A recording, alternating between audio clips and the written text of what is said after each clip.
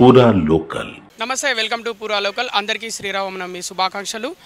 అయోధ్యలో రామ మందిరం నిర్మాణం తర్వాత మొట్టమొదటిసారిగా మనమందరం శ్రీరామనవమి పండుగ జరుపుకోబోతున్నాం. ఇది మనందరికీ చాలా ప్రత్యేకత, గుర్తింపు తెచ్చింది. మాటల్లో వర్ణించలేని విధంగా ఆనందంగా ఈ పండుగను సెలబ్రేట్ చేసుకుంటున్నారు. ఇక్కడ చూసుకుంటే మనం ప్రస్తుతం జూబ్లీహిల్స్లోని మనం సీతారామస్వామి వారి టెంపుల్ దగ్గర ఉన్నాము. ఇక్కడ భక్తులైతే చాలా ఉత్సాహంగా ఉన్నారు. అలాగే దర్శనం చేసుకోవడానికి చాలా పెద్ద ఎత్తున తరలి వచ్చారు. అలాగే అక్కడ పానకము, ప్రసాదము పంచుతున్నారు.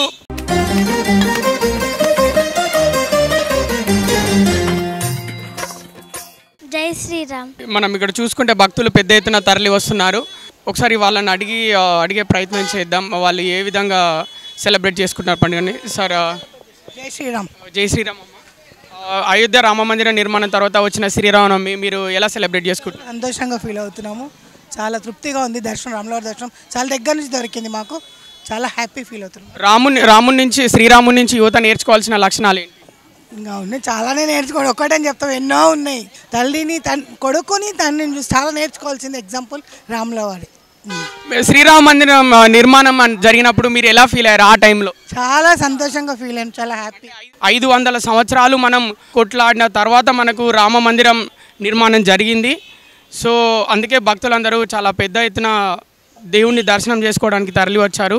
ఇక్కడ మనం చూసుకుంటే పానకము పంచుతున్నారు. ప్రజలు చాలా సంతోషంగా తీసుకుంటున్నారు. పిల్లలు చూస్తే చాలా ఉత్సాహంగా ఉన్నారు. ఇక్కడ మనకి పానకం పంచుతున్నారు.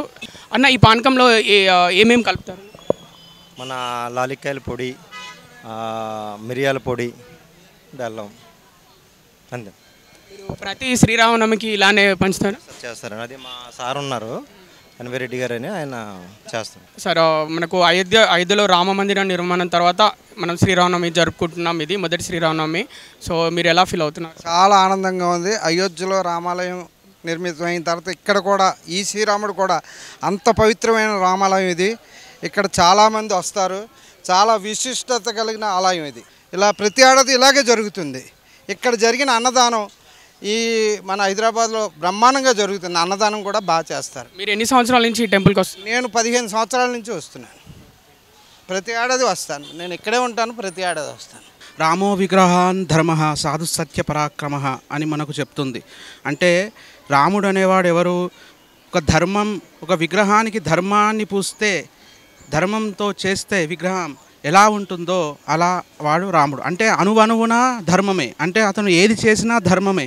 అంటే తండ్రితో ఎలా ఉండాలి, తల్లితో ఎలా ఉండాలి, అన్నయ్యతో ఎలా ఉండాలి, భార్యతో ఎలా ఉండాలి, ఇతరులతో ఎలా ఉండాలి, స్నేహితులతో ఎలా ఉండాలి, అంతా కూడా మనకు ప్రతి ఒక్కటి రామాయణం నేర్పిస్తుంది. కాబట్టి రామాయణం నేర్చుకున్న వాళ్ళకి అందరికీ కూడా మనం ఎలా బతకాలి, మానవుడు అనేవాడు ఎలా ఉండాలి అనేటువంటి నిదర్శనం శ్రీరామచంద్రస్వామి.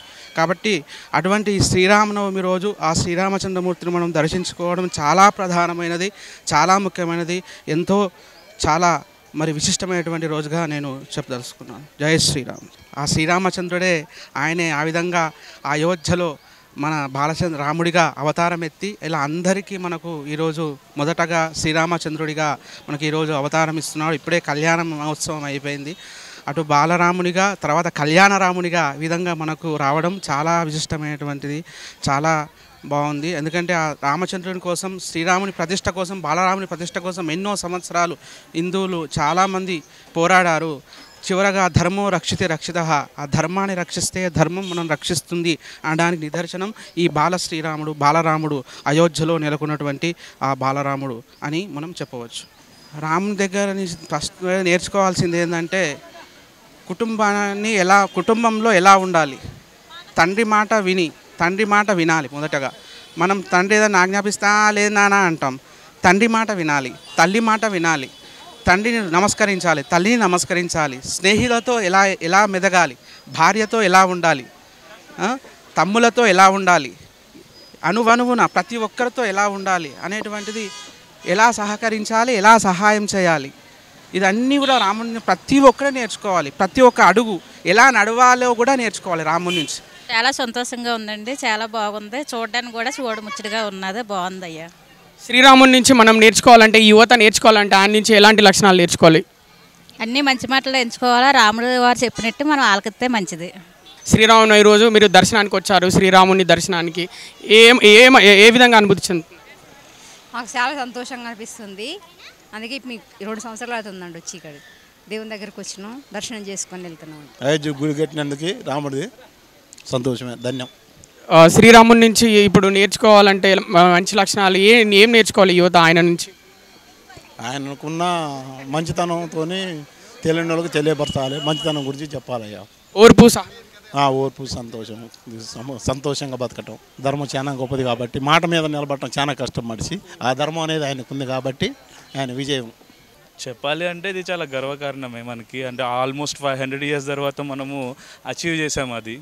సో 500 years ఇది మనందరికీ అంటే లాస్ట్ 10 years నుంచి చూస్తుంటే మనము హిందువులందరూ యూనిటీ వస్తుంది మనలో అంటకి ఇది ఒక ఎగ్జాంపుల్ అని చెప్పొచ్చు. రామ మందిరం నిర్మాణం జరిగినప్పుడు మీరు ఎలా ఫీల్ అయ్యారు ఆ టైంలో? సో ఆబ్వియస్లీ హ్యాపీగా, యాజ్ ఏ హిందూ హ్యాపీగానే ఫీల్ అవుతాను నేను అది. సో ఎప్పటి నుంచో స్టోరీ తెలియక ముందే ఏదో బ్లాక్ ఫ్రైడే అంటే అప్పుడు ఏదో జరిగింది, దాని తర్వాత తెలిసిన తర్వాత సో అర్థమైంది బ్లాక్ ఫ్రైడే అనేది వాళ్ళకి కాదు మనకి బ్లాక్ ఫ్రైడే అది అని చెప్పి మెల్లమెల్లగా అర్థమయ్యి సంతోషంగా ఉంది, చాలా అద్భుతంగా ఉంది. ప్రతి హిందువుకు ఇంతకంటే ఆనందం ఏముంది, చాలా సంతోషంగా ఉంది. శ్రీరామనవమి అనేది చాలా బాగా చేసుకుంటాం, చాలా పవిత్రమైన పూజ చేసుకుంటాం. చాలా హ్యాపీగా ఫీల్ అవుతున్నాం. నరేంద్ర మోదీ నాయకత్వంలో పవిత్రంగా రామ జన్మభూమి అనేది ఇప్పుడు ప్రతి ఒక్కరికి అంటే చిన్న జనరేషన్ నుండి పై దాకా మన పూర్వీకుల దాకా రాముడు, రామ జన్మము, శ్రీరామనవమి ఇలా ఉంటుందని చాలా అద్భుతంగా సంతోషంగా ఫీల్ అవుతుంది.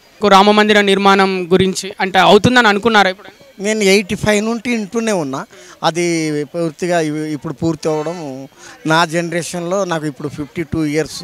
నాకు ఇంతకంటే ఆనందం చెప్పలేనంత ఆనందంగా ఉంది. ఒక మంచి బీజేపీ గవర్నమెంట్లో రామాలయం నిర్మించడం అనేది చాలా సంతోషంగా మన ఇండియాకే గర్వకారణం.